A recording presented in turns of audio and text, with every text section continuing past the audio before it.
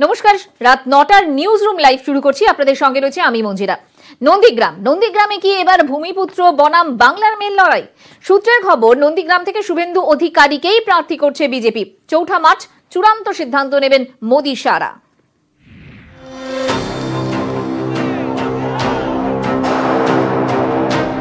নন্দীগ্রামে আমি দাঁড়াবোই, আপনাদের আমি বলে গেলাম। বিবেক আমাকে জাগ্রত করে বলল, ওরে নন্দীগ্রাম থেকেই অ্যানাউন্সটা কর, এটা তোদের সবচেয়ে লাকি জায়গা। পদ্ম ফুলটা নিয়ে আমাকে পার্টি দিক বা অন্য কাউকে দিক, যাকেই দেবেন, 1.5 লাখ ভোটে যদি মাননীয়াকে হারাতে না পারি, আমি রাজনীতি ছেড়ে দেব। পদ্ম শিবিরের অন্দরের খবর ঘোষণা এখন সময়ের অপেক্ষা। নন্দীগ্রামে মমতা বন্দ্যোপাধ্যায়ের বিরুদ্ধে যুদ্ধে বিজেপির সেনাপতি হচ্ছেন শুভেন্দু অধিকারী। ৪ঠা মার্চ দিল্লিতে বিজেপির সেন্ট্রাল ইলেকশন কমিটির মিটিং। সেখানেই চূড়ান্ত সিদ্ধান্ত নেবেন মোদি শাহ নাড্ডারা। মমতা বন্দ্যোপাধ্যায় নন্দীগ্রামে প্রার্থী হবেন ঘোষণা হতেই শুরু হয়েছিল টক্কর। তৃণমূলের চূড়ান্ত প্রার্থী তালিকা ঘোষণা হয়নি ঠিকই, দেওয়াল লিখতে নেমে পড়েছেন তৃণমূল কর্মীরা। এদিকে গত কয়েক মাসে রাজনৈতিক বা অরাজনৈতিক যে কোনো অছিলায় শুভেন্দুও বারবার ছুটেছেন হলদি নদীর পাড়ে। বারবার বোঝাতে চেয়েছেন নন্দীগ্রামের আন্দোলনে তিনিও সমান সুরে। তিনি কাছের মানুষ, ভূমিপুত্র। নন্দীগ্রাম মানে কি শুধুই 2007-এর আন্দোলনের আবেগ, নাকি ভোটের অন্য সমীকরণও খুঁজে পাচ্ছে রাজনৈতিক দলগুলি? 2019-এ নন্দীগ্রামে বিজেপির ভোট বাড়ে প্রায় 25%। সংখ্যালঘু প্রভাবিত নন্দীগ্রাম বিধানসভায় 2টি ব্লক। নন্দীগ্রাম 1 নম্বর ব্লকে 34.04% সংখ্যালঘু ভোট, 2 নম্বর ব্লকে 12.12% সংখ্যালঘু সম্প্রদায়ের ভোট। সব মিলিয়ে নন্দীগ্রামে প্রায় 23% ভোটার সংখ্যালঘু। রাজনৈতিক বিশ্লেষকরা বলছেন, জনবিন্যাসের এই অঙ্কেই নন্দীগ্রামের রাজনীতিতে তৈরি হচ্ছে নতুন সমীকরণ। আসছে আব্বাস সিদ্দিকের আইএসএফ, ওয়াইসির মিম। এনার এত ভয় কেন? ওনার ভয় কেন? ওয়াইসির মিটিং পারমিশন দিচ্ছে না, মিম তো গুজরাটে গিয়ে মিটিং করছে, মোদিজির বিরুদ্ধে বলছে, এত ভয় কেন? সংখ্যালঘু ভোট ভাগাভাগি লাভ আরো বেশি কার ঘরে উঠবে স্পষ্ট শুভেন্দুর কথাতেই। তবে 2011-তে ফিরোজা বিবি জিতলেও 16-র ভোটে কিন্তু মোটেই তেমন সুবিধা করে উঠতে পারেননি সিপিআই এর আব্দুল কবির শেখ। এবার কোন সমীকরণে মিলবে উত্তর? নিউজ 18 বাংলা। তৃণমূল কংগ্রেস বিজেপির পাশাপাশি ময়দানে নেমে পড়েছে বাম কংগ্রেসের জোট। যদিও সেই জোট নিয়ে এখনো কিছু জানা যায়নি, তবে সারা দিন ধরে আরো একটা জল্পনা ঘুরে বেরিয়েছে রাজনৈতিক মহলে। বুদ্ধদেব ভট্টাচার্য আগামীকাল জোটের যে ব্রিগেড রয়েছে সেই ব্রিগেডে কি তিনি থাকছেন? কিন্তু তিনি একটি বার্তা দিয়েছেন, লিখিত বার্তা দিয়েছেন বুদ্ধদেব ভট্টাচার্য। কি সেই বার্তা, কি বলেছেন তিনি, কেমন আছেন তিনি, এই প্রশ্নগুলোই তো ঘুরছিল। আমাদের প্রতিনিধি উজ্জ্বল রায় আমাদের সঙ্গে রয়েছেন। উজ্জ্বল, একটা কথা বলো, ব্রিগেডে কি কাল থাকছেন বুদ্ধদেব ভট্টাচার্য?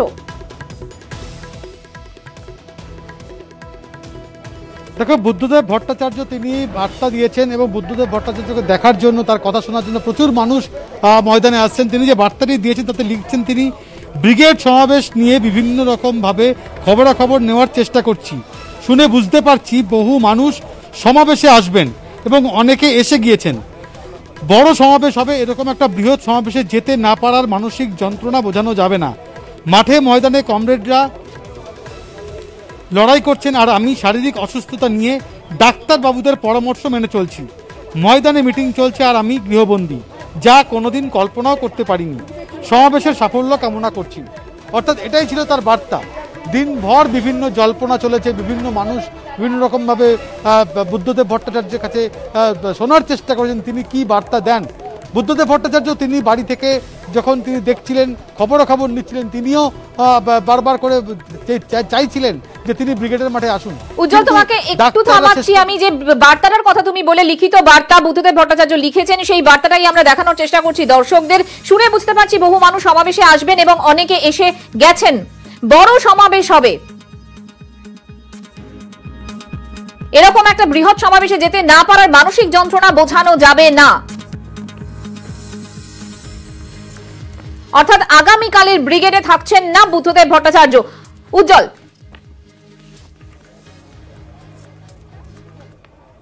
দেখো, বুদ্ধদেব ভট্টাচার্যকে তিনি আসার চেষ্টা করছেন, এখানে তাকে আনারও চেষ্টা হচ্ছে, কিন্তু শেষ পর্যন্ত এখনো পর্যন্ত যে সবুজ সংকেত ডাক্তারদের কাছ থেকে পাওয়া যায়নি। কিন্তু তার বার্তা তিনি সেখান থেকে আনার চেষ্টা চলছে, তিনি অডিওতে বা ভার্চুয়ালি বা তার কোনো বিবৃতি এখানে পাঠ করা সেটারও চেষ্টা চলছে। সব মিলিয়ে বলা যেতে পারে বুদ্ধদেব ভট্টাচার্যের যে বার্তা, সেই ব্রিগেডের ময়দান থেকে যে কর্মী সমর্থকরা আসবে তাদের দেওয়ার চেষ্টা করছেন, কিন্তু তিনি যে বার্তা ইতিমধ্যেই বিবৃতি দিয়েছেন তাতে স্পষ্ট করে দিয়েছেন তিনি আসতে পারছেন না, তার কারণ তার শারীরিক অসুস্থতা রয়েছে এবং তিনি অবশ্যই এখানে আসতে চান, বারবার করে সেটাই বোঝানোর চেষ্টা করেছেন এবং মানুষ যেরকম তার কথা শুনতে চান তিনিও এতগুলো মানুষের মাঝখানে আসতে চান। এই নিয়ে কিন্তু আজকে সারাদিন ধরে জল্পনা বোঝা যাচ্ছে। উজ্জ্বল, তোমাকে ধন্যবাদ। অর্থাৎ তিনি আসতে চান কিন্তু তিনি অসুস্থ, তিনি আসছেন না, লিখিত বার্তা দিয়েছেন বুদ্ধদেব ভট্টাচার্য, আগামীকালের ব্রিগেডে থাকছেন না তিনি। টুম্পার গান, ফ্ল্যাশ মব আর লালের পাশে তেরঙ্গা, এবারে অন্যরকম করেই ব্রিগেড সাজাচ্ছে সিপিএম, আর বামেদের হাত ধরে 17 বছর পর ব্রিগেড প্যারেড গ্রাউন্ডে ফিরছে কংগ্রেস। জাগো জাগো জাগো সর্বহারা, অনশন বন্দিকৃততা রেকর্ড ছাপিয়ে যাওয়ার সম্ভাবনা আছে। এর আগে ব্রিগেড প্যারেড গ্রাউন্ডে যে বড় সমাবেশ হয়েছিল, সেই সমাবেশটা ছিল হচ্ছে পণ্ডিত জওহরলাল নেহেরুর সঙ্গে, তার থেকেও বোধহয় সেটা ছাড়িয়ে যাবে বলে মনে হচ্ছে। ব্রিগেডের প্রস্তুতি দেখতে এসে শেষ বেলায় প্রবীণ সিপিএম নেতা বলছেন জওহরলাল নেহেরুর কথা, আর ব্রিগেডের মঞ্চ সাজছে ইউনাইটেড অ্যালায়েন্সের নামে। রবিবার কংগ্রেসের নেতাদের হাত ধরেই মঞ্চে উঠবেন সূর্য বিমানরা, থাকবে আইএসএফও।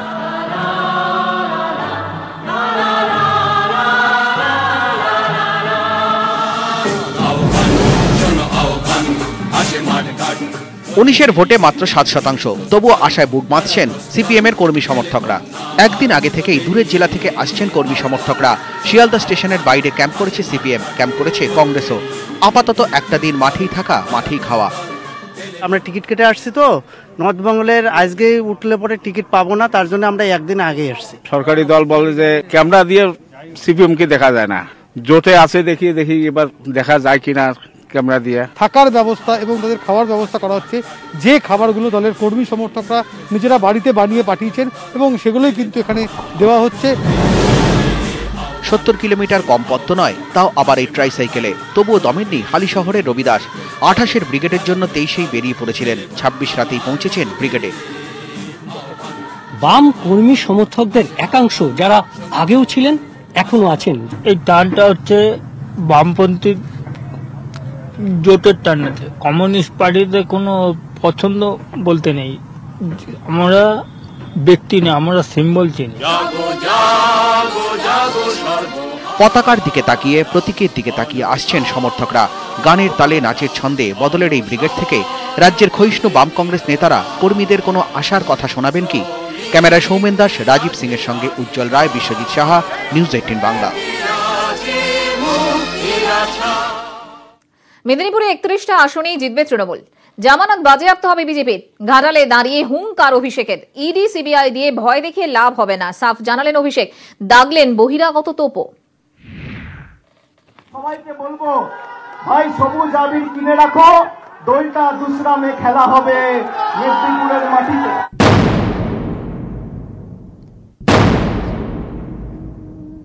একত্রিশ দফায় ভোট হোক, তাও জামানত বাজেয়াপ্ত। 21-এর মল্লযুদ্ধে দিন ঘোষণা হয়ে গেছে, এবার সম্মুখ সমর। ভোট ঘোষণার পর কার্যত মেদিনীপুর দিয়েই প্রচার শুরু অভিষেকের। দিনের দুধ গাড়ি নিয়ে ঘাটালে রোড শো, খেলা হবে স্লোগানে মেতে তৃণমূল কর্মী সমর্থকরা। রোড শো শেষে বিবেকানন্দ মোড়ে বক্তব্য রাখেন অভিষেক বন্দ্যোপাধ্যায়। তৃণমূলের যুব নেতার মুখে সরাসরি হুঙ্কার। দুভাগে ভাগ করেছে, পূর্ব মেদিনীপুরকে দুভাগ আর পশ্চিম মেদিনীপুরকে দুভাগ। তার কারণ কি? একজনের সুবিধা হবে ভোট করতে। আমি বলি 16টা আসন রয়েছে পূর্ব মেদিনীপুর, আর পশ্চিম মেদিনীপুরে 15টা, সম্মিলিয়ে 31টা। 31 দফায় ভোট হোক, তাও জামানত বাজেয়াপ্ত। শেষবার মেদিনীপুরে এসে অভিষেক নিশানা করেন শুভেন্দুকে। শনিবারও বারবার অভিষেকের নিশানায় অধিকারী শিবির। মেদিনীপুরটা কারোর বাপের সম্পত্তি নয়, মেদিনীপুরটা মেদিনীপুরের লোকের সম্পত্তি। পশ্চিম মেদিনীপুরে 15-0 করুন, বাংলায় 250 হবে, হিসেব আমার থেকে নেবেন। এদিন ফের অভিষেকের বক্তব্যে বহিরাগত তত্ত্ব, সবশেষে সিবিআই প্রসঙ্গ। ভাবছে কি ইডি সিবিআই দেখিয়ে ওই একজনকে যেমন শিরদাঁড়াটা বিক্রি করে দিয়ে বিজেপিতে জয়েন করিয়েছে, আমাকেও তাই করবে। আমার শিরদাঁড়া ফর সেল নয়, আমার গলা কেটে দিলেও মমতা ব্যানার্জি জিন্দাবাদ বেরোবে, তৃণমূল কংগ্রেস জিন্দাবাদ বেরোবে। এগিয়ে আসছে 21-এর মহাযুদ্ধ। মেদিনীপুরের প্রেস্টিজ ফাইটে তৃণমূল কর্মীদের জমি না ছাড়ার বার্তা অভিষেকের। মেদিনীপুরের সমস্ত আসন দখল করার ক্ষেত্রে তৃণমূল কংগ্রেস যে তাদের রাশ আলগা করবে না, সেই বার্তাই ঘাটালে রোড শো করে পরিষ্কার করে কর্মীদের কাছে বুঝিয়ে দিয়ে গেলেন অভিষেক বন্দ্যোপাধ্যায়। ক্যামেরা জ্যোতির্ময় বসুর সঙ্গে আবির ঘোষাল ও সুকান্ত চক্রবর্তী, নিউজ 18 বাংলা, ঘাটাল। রবিবার রাজ্যে আসছেন বিশেষ পুলিশ পর্যবেক্ষক বিবেক দুবে। তার আগে বদলে গেলেন পুলিশের এডিজি আইন শৃঙ্খলা। 2019-এর লোকসভা ভোট সামলেছেন, এবার বিধানসভা। হাওয়া বুঝতে রবিবার দুপুরের মধ্যেই রাজ্যে আসছেন বিবেক দুবে, যাকে নিয়ে ইতিমধ্যেই আপত্তি জানিয়ে দিয়েছেন তৃণমূল নেত্রী। 2019, Mr. Vivek Dubey or somebody was the observer, and what he has done here, we know all the drama, we know all the games. মিছিলে খেলা হবে স্লোগান তুলেছে তৃণমূল। পাল্টা বিজেপি, বাম, কংগ্রেস সবারই এক সুর। খেলার রেফারি নির্বাচন কমিশন। এক চুল যাতে এদিক ওদিক না হয় সে কারণে নেট প্র্যাকটিসেও নজর রাখতে চাইছে তারা। গত লোকসভা নির্বাচনে কেন্দ্রীয় বাহিনীর অতি সক্রিয়তা নিয়ে অভিযোগ তুলেছিল তৃণমূল। প্রশ্ন উঠেছিল বিবেক দুবের নিরপেক্ষতা নিয়েও। তবে কমিশন তার ওপরেই ভরসা রেখেছে। বিশেষ পুলিশ পর্যবেক্ষকের দায়িত্ব সামলাবেন, তার সঙ্গেই নিরাপত্তা বাহিনীর সমন্বয়ের বিষয়টিও দেখবেন দুবে। তবে তিনি আসার আগেই পুলিশে বড়সড় রদবদল। সরানো হলো এডিজি আইন শৃঙ্খলা জাভেদ শামীমকে, তার জায়গায় দায়িত্বে এলেন জগমোহন। ভোটে রাজ্য পুলিশের নোডাল অফিসার এডিজি আইন শৃঙ্খলা। এতদিন দমকলের ডিজি পদে ছিলেন জগমোহন, তার জায়গায় দমকলের দায়িত্ব গেল শামীমের হাতে। ভোটের দিন ঘোষণার আগে থেকেই রাজ্যে রুট মার্চ শুরু করে দিয়েছিল কেন্দ্রীয় বাহিনী। শনিবার আরো 10 কোম্পানি কেন্দ্রীয় বাহিনী কলকাতায় আসে। এর মধ্যে কলকাতায় মোতায়েন হবে 3 কোম্পানি বাহিনী, বারাসাতে থাকবে 3 কোম্পানি, বনগাঁও বসিরহাটে থাকবে 2 কোম্পানি করে কেন্দ্রীয় বাহিনী। রবিবার বিবেক দুবে আসছেন। রবিবার থেকেই শহরের রুট মার্চ শুরু করবে কেন্দ্রীয় বাহিনী। বিভিন্ন থানা এলাকায় সকাল বিকেল মিলিয়ে চলবে রুট মার্চ। নজর থাকবে শহরের স্পর্শকাতর এলাকাগুলিতে। বিভিন্ন জেলায় রুট মার্চ ইতিমধ্যেই শুরু। শনিবার বাসন্তী, মালদা, বালুরঘাট, কৃষ্ণনগর, রানাঘাট সহ বিভিন্ন জায়গায় টহল দেয় বাহিনী। সূত্রের খবর, বঙ্গে শান্তিপূর্ণ ভোট করাতে 1000 কোম্পানি কেন্দ্রীয় বাহিনী আসতে পারে। এক কোম্পানি বাহিনীতে গড়ে থাকেন 100 জন জওয়ান, 1000 কোম্পানি বাহিনীতে 1 লক্ষ জওয়ান। 2016 বিধানসভা নির্বাচনে প্রায় 800 কোম্পানি জওয়ানকে কাজে লাগিয়েছিল কমিশন। এবার আরও কড়াকড়ি, 1 লাখের বেশি বাহিনীর কড়া পাহারায় হবে ভোট। দিন ঘোষণা হতে না হতেই কমিশনের নিরপেক্ষতা নিয়ে প্রশ্ন তুলতে শুরু করে দিয়েছে তৃণমূল। আর সোশ্যাল মিডিয়ায় মিম মজা করে অনেকে 1576 সালের কথা মনে করাচ্ছেন, যেবার বাংলা দখল করলো মুঘলরা। সেবারই শেষবার বঙ্গে দিল্লির সেনার রমরমা ছিল, তারপর নাকি এবার। নিউজ 18 বাংলা।